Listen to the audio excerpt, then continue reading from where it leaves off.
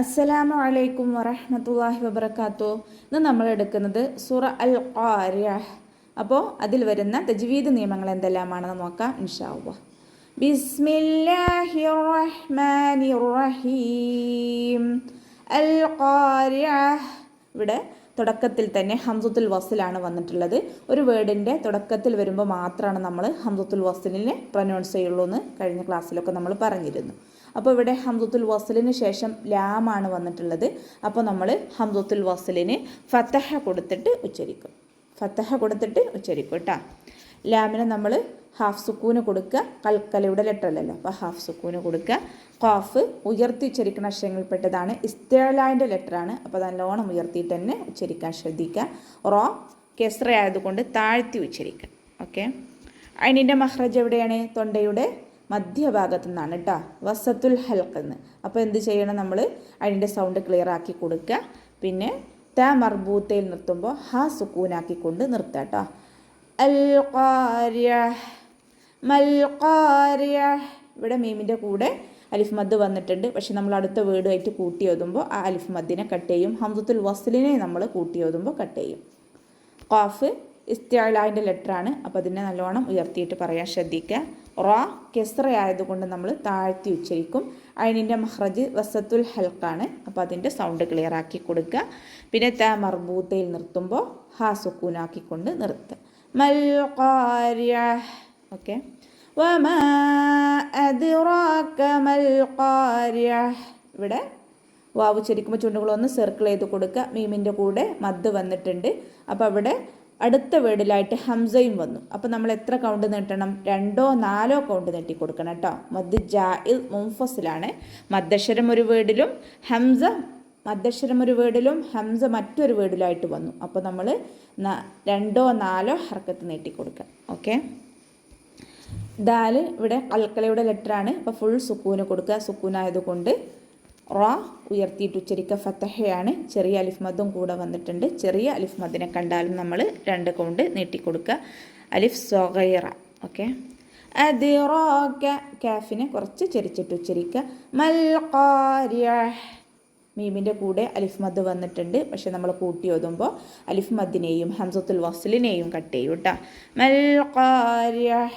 ഖാഫ് ഇസ്തിഅലാൻ്റെ ലെറ്ററാണ്, അപ്പോൾ അതിനെ ഉയർത്തിയിട്ട് പറയാൻ ശ്രദ്ധിക്കുക. റോ കെസ്റ ആയതുകൊണ്ട് താഴ്ത്തി ഉച്ചരിക്കുക. അതിന് തൊണ്ടയുടെ മധ്യഭാഗം വസത്തുൽ ഹൽഖ് എന്നാണ് വരുന്നത്, അപ്പോൾ അതിൻ്റെ സൗണ്ട് ക്ലിയർ ആക്കി കൊടുക്കുക. പിന്നെ ത മർബൂത്തയിൽ നിർത്തുമ്പോൾ നമ്മൾ എന്ത് ചെയ്യും? ഹാ സുക്കൂനാക്കിക്കൊണ്ട് നിർത്തുക. ഓക്കെ. യൗമ യകൂനുൻ നാസു കൽ ഫറാശിൽ മബ്സൂസ്. യൗമ യകൂനു. ഇവിടെ വാവ് ലീനക്ഷരമായിട്ടാണ് വന്നിട്ടുള്ളത്. വാവിന് സുക്കൂനും മുന്നേയുള്ള അക്ഷരത്തിന് ഫതഹയും വന്നു. അപ്പോൾ എന്ത് ചെയ്യും? വാവിനെ നമ്മൾ സോഫ്റ്റ് ആക്കിയിട്ട് ഉച്ചരിക്കണം കേട്ടോ. യകൂനു കാഫിൻ്റെ കൂടെ വാവ് മദ് വന്നു. 2 കൗണ്ട് നീട്ടിക്കൊടുക്കുക. യകൂനുൻ നാസു. നൂനിന് ശ്രദ്ധ കൊടുക്കുക, നല്ലോണം മണിച്ചു കൊടുക്കുക. അലിഫ് മദ് കൂടെ വന്നിട്ടുണ്ട്, അപ്പോൾ 2 കൗണ്ട് നീട്ടിക്കൊടുക്കുക. കൽ ഫറാശിൽ മബ്സൂസ്. കാഫിനെ കുറച്ച് ചെരിച്ചിട്ട് ഉച്ചരിക്കുക. ലാമിന് നമ്മൾ ഹാഫ് സുക്കൂന് കൊടുക്കുക കേട്ടോ. ഫ ഉച്ചരിക്കുമ്പോൾ കുറച്ച് ലൈറ്റ് ആക്കിയിട്ട് ഉച്ചരിക്കണം. കാരണം നമ്മുടെ മേലെ മുൻപല്ല് താഴെ ചുണ്ടിൻ്റെ ഉൾവശത്ത് വെച്ചിട്ട് ഉച്ചരിക്കും. ഫറാശിൽ മബ്സൂസ്. റ ഉയർത്തി ഉച്ചരിക്കണം. ഫതഹ ആയതുകൊണ്ട് റ ഉയർത്തിയിട്ട് ഉച്ചരിക്കുക.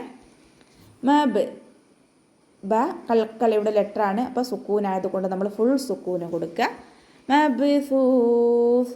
സ ഉച്ചരിക്കുമ്പോൾ കുറച്ച് എയർ പുറത്തോട്ട് പോകുന്ന രീതിയിൽ വേണം ഉച്ചരിക്കാൻ. സീനായി പോകരുത് കേട്ടോ. മബ്സൂസ്. സ നമ്മൾ നിർത്തുമ്പോൾ സുക്കൂനിൽ നിർത്തുമ്പോൾ നമുക്ക് ഈ വാവ് മദ്ദിന് 2 or 4 or 6 ഹർക്കത്ത് വരെ നീട്ടിക്കൊടുത്ത് നിർത്താം. പിന്നെ സ നിർത്തുമ്പോൾ നമ്മൾ സുക്കൂന് കൊടുക്കുമല്ലോ, അപ്പോൾ ഹാഫ് സുക്കൂന് കൊടുക്കുക കേട്ടോ. കൽ ഫറാശിൽ മബ്സൂസ് വതകൂനുൽ ജിബാലു കൽ അഹ്നിൽ മൻഫൂഷ്. വതകൂനു വാവ് ഉച്ചരിക്കുമ്പോൾ ചുണ്ടുകളൊന്ന് സർക്കിൾ ചെയ്ത് കൊടുക്കുക. കാഫിൻ്റെ കൂടെ വാവ് മദ് വന്നു, അപ്പോൾ 2 കൗണ്ട് നീട്ടിക്കൊടുക്കുക കേട്ടോ. ലാമിന് നമ്മൾ ഹാഫ് സുക്കൂന് കൊടുക്കുക. കൽക്കലയുടെ ലെറ്റർ അല്ലല്ലോ, അപ്പോൾ ഹാഫ് സുക്കൂന് കൊടുക്കുക. ബ ൻ്റെ കൂടെ അലിഫ് മദ് വന്നിട്ടുണ്ട്, 2 കൗണ്ട് നീട്ടിക്കൊടുക്കുക. കാഫിനെ നമ്മൾ കുറച്ച് ചരിച്ചിട്ട് ഉച്ചരിക്കുക. അയിന് തൊണ്ടയുടെ മധ്യഭാഗം വസത്തുൽ ഹൽക്ക്. അപ്പോൾ അതിൻ്റെ മഖ്റജ് ശ്രദ്ധിക്കുക. ഹ സുക്കൂനിലാണ് വന്നിട്ടുള്ളത്. അപ്പോൾ കൽക്കലയുടെ ലെറ്റർ അല്ലാത്തത് കൊണ്ട് നമ്മൾ ഹാഫ് സുക്കൂന് കൊടുക്കുക. പിന്നെ ഹാൻ്റെ മഖ്റജ് എവിടെയാണ്? തൊണ്ടയുടെ ഏറ്റവും അവസാന ഭാഗത്തു നിന്നാണ് കേട്ടോ. അഖ്സൽ ഹൽക്ക്. ഓക്കെ, അപ്പോൾ അത് ഹാഫ് സുക്കൂന് കൊടുക്കാൻ ശ്രദ്ധിക്കുക. കൽഅഹ്നിൽ മൻഫൂഷ്. ഇവിടെ നൂൻ സാക്കിനയ്ക്ക് ശേഷം ഇഖ്ഫാഇൻ്റെ ലെറ്ററായ ഫായാണ് വന്നിട്ടുള്ളത്. അപ്പോൾ നൂൻ സാക്കിനയെ മറച്ച് വെച്ചിട്ട് മണിച്ചോതുക കേട്ടോ, മണിച്ചു കൊടുക്കുക. മൻഫൂഷ്. ഇവിടെ വാമദ് വന്നു. പിന്നെ നമ്മൾ ആരൽ സുക്കൂന് കൊടുത്ത് ഷീനിന് ആരൽ സുക്കൂന് കൊടുത്ത് നിർത്തുമ്പോൾ ആ വമദിനെ നമുക്ക് എന്ത് ചെയ്യാം? 2, 4, 6 ഹർക്കത്ത് വരെ നീട്ടിക്കൊടുക്കാം.